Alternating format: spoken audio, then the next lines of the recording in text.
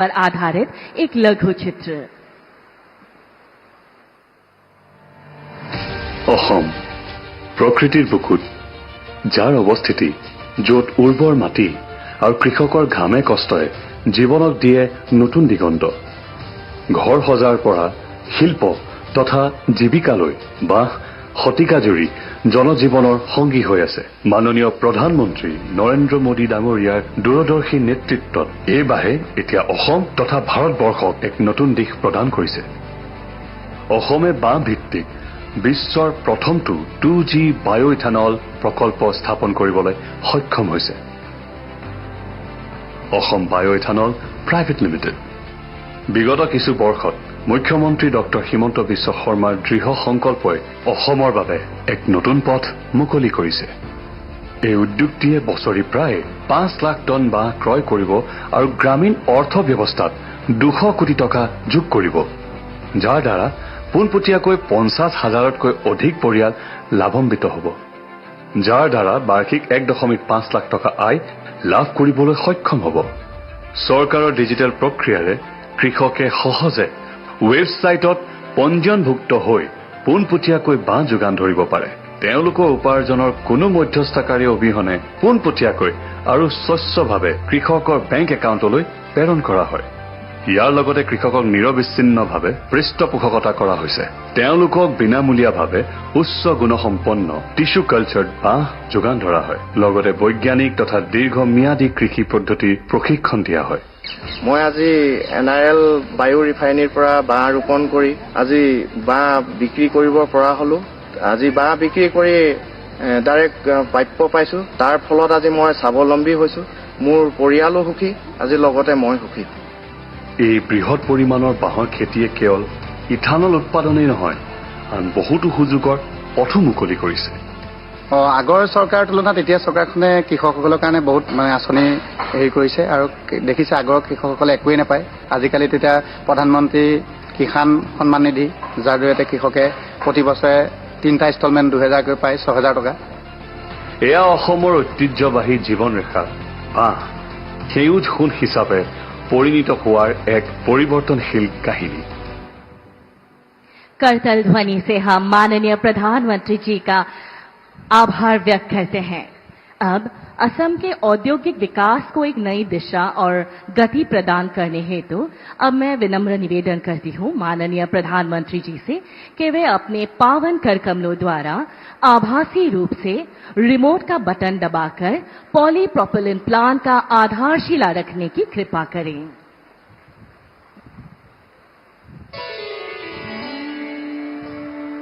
करतल ध्वनि से हम माननीय प्रधानमंत्री जी को अपना सहृदय आभार व्यक्त करते हैं।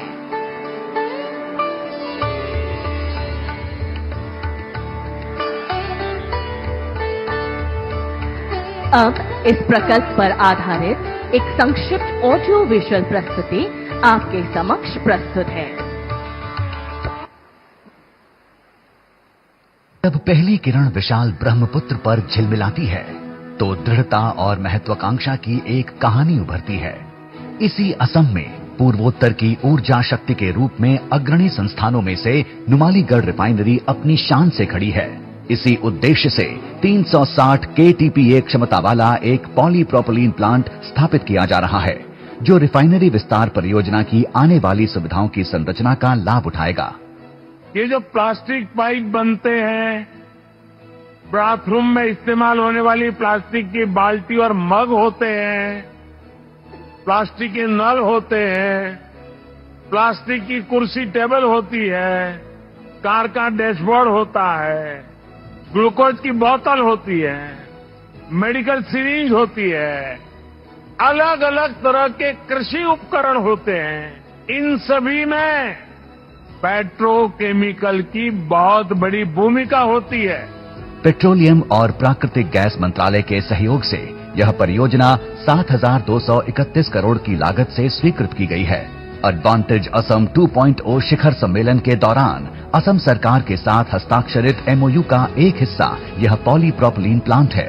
हाइड्रोकार्बन विजन 2030 से प्रेरित नुमालीगढ़ रिफाइनरी विस्तार परियोजना इस क्षेत्र और पूरे भारत की प्रगति में ऊर्जा प्रदान करते हुए अब अपनी क्षमता को 3 गुना बढ़ा रही है। हमारे अपने नुमालीगढ़ रिफाइनरी को 26,000 करोड़ रुपया का लागत से 9 मिलियन मेट्रिक टन तक एक्सपांशन किया गया। रिफाइनरी विस्तार की एक महत्वपूर्ण यूनिट पेट्रोफ्लूइडाइज्ड कैटालिटिक क्रैकर प्रोपलीन का उत्पादन करेगी, जिससे प्रोपलीन रिकवरी यूनिट में शुद्ध एवं परिष्कृत किया जाएगा।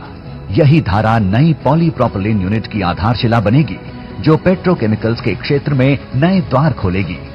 प्रधानमंत्री श्री नरेंद्र मोदी जी के नेतृत्व में यह पॉलीप्रोपिलीन यूनिट भारत के पेट्रोकेमिकल क्षेत्र में वृद्धि का मजबूत आधार बनेगा। अपने पॉलीप्रोपिलीन प्रोजेक्ट के साथ एनआरएल केवल एक प्लांट नहीं बना रहा, वह पूर्वोत्तर भारत का भविष्य गढ़ रहा है। अब मैं विनम्र निवेदन करती हूं भारत के माननीय प्रधानमंत्री श्री नरेंद्र मोदी जी से कि वे हमें कृपया अपने मूल्यवान विचारों से मार्गदर्शन प्रदान करें।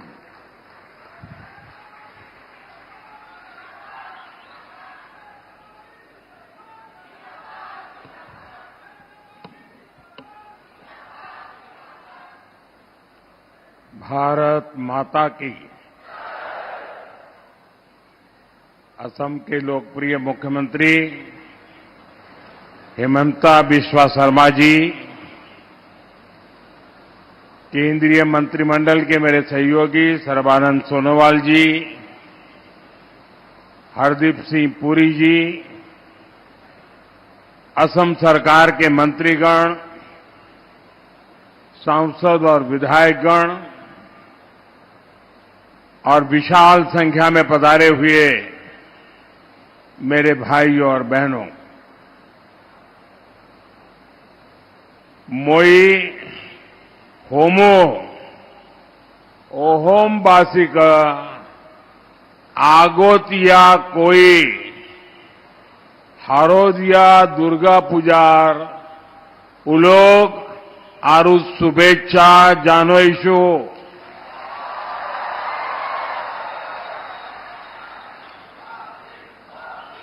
महापुरुष श्रीमंतो हंकर देवर जन्मोत्सव उपलक्ष्य गुरुजनार प्रति श्रद्धा निवेदन करेशु।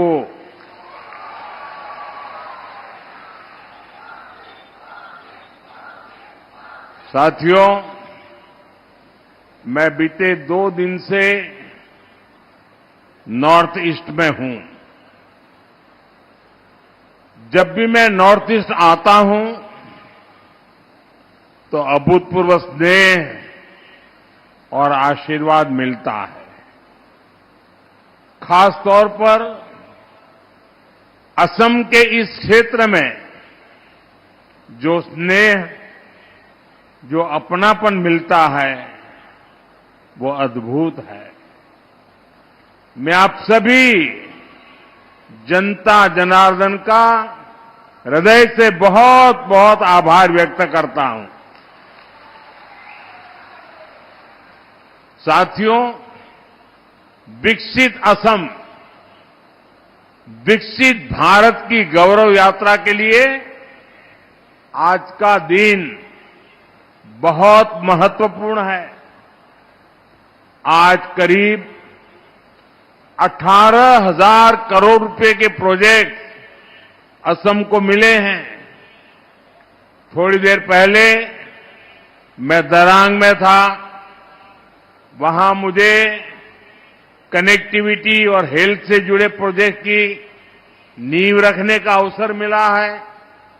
अब यहां पर एनर्जी सिक्योरिटी से जुड़े प्रोजेक्ट का शिलान्यास और उद्घाटन हुआ है। ये प्रयास विकसित असम का रास्ता और मजबूत करेंगे। साथियों, असम भारत के ऊर्जा सामर्थ्य को बढ़ाने वाली धरती है। यहां से निकले पेट्रोलियम प्रोडक्ट देश के विकास को गति देते हैं। असम की इस ताकत को बीजेपी एनडीए सरकार नई बुलंदी तक पहुंचाने में जुटी है। इस मंच पर आने से पहले मैं पास में ही एक और कार्यक्रम में गया था। वहां बांस से बायो इथेनॉल बनाने वाले आधुनिक प्लांट का उद्घाटन किया गया है। ये असम के लिए बहुत गर्व की बात है। इथेनॉल प्लांट के लोकार्पण के साथ ही आज यहां पॉलीप्रोपिलीन प्लांट का शिलान्यास भी हुआ है। ये प्लांट असम में उद्योगों को बल देंगे, असम के विकास को गति देंगे, किसानों, नौजवानों सभी के लिए नए अवसर बनाएंगे।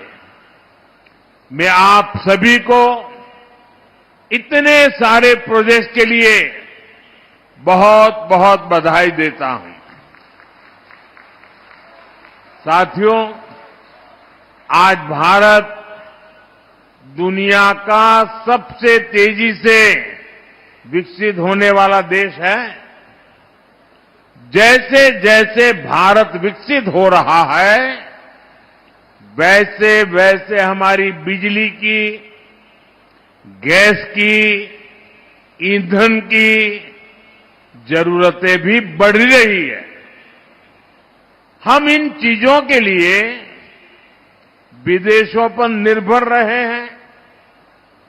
हम बहुत बड़ी मात्रा में कच्चा तेल और गैस विदेशों से आयात करते हैं और बदले में लाखों करोड़ रुपए हर साल भारत को दूसरे देशों को देना पड़ता है। हमारे पैसों से विदेशों में रोजगार बनते हैं, वहां के लोगों की आमदनी बढ़ती है। इस स्थिति को बदला जाना आवश्यक था। इसलिए भारत अपनी ऊर्जा जरूरतों के लिए आत्मनिर्भर बनने की राह पर चल पड़ा है। साथियों, हम एक तरफ देश में कच्चे तेल और गैस से जुड़े नए भंडार खोज रहे हैं, वहीं दूसरी तरफ ग्रीन एनर्जी के अपने सामर्थ्य को भी बढ़ा रहे हैं। आप सभी ने सुना होगा, इस बार लाल किले से मैंने समुद्र मंथन की घोषणा की है। एक्सपर्ट बताते हैं कि हमारे समुद्र में भी बहुत बड़ी मात्रा में ऑयल एंड गैस के भंडार हो सकते हैं। ये संसाधन देश के काम आए, इनकी तलाश हो, इसके लिए हम national deep water exploration mission शुरू करने जा रहे हैं। साथियों, ग्रीन एनर्जी के मामले में, हरित ऊर्जा के उत्पादन में भी भारत तेजी से कदम उठा रहा है। एक दशक पहले भारत सोलर पावर के मामले में बहुत पीछे था, लेकिन आज सोलर पावर के मामले में भारत दुनिया के टॉप 5 देशों में आ गया। साथियों, बदलते हुए इस समय में भारत को तेल और गैस के विकल्प के रूप में और भी ईंधनों की जरूरत है। ऐसा ही एक विकल्प है इथेनॉल। आज यहां बांस से इथेनॉल, बाम्बू से इथेनॉल बनाने वाले प्लांट की शुरुआत हुई है। इसका बहुत बड़ा फायदा असम के किसानों को होगा, मेरे ट्राइबल भाई बहन और परिवारों को होगा। साथियों, बायो इथेनॉल प्लांट को चलाने के लिए जरूरी बांस का इंतजाम भी किया जा रहा है। सरकार यहां के किसानों को बांस की खेती करने के लिए मदद देगी और बांस की खरीदी भी करेगी। ये बांस चिपिंग से जुड़ी छोटी छोटी यूनिट्स लगी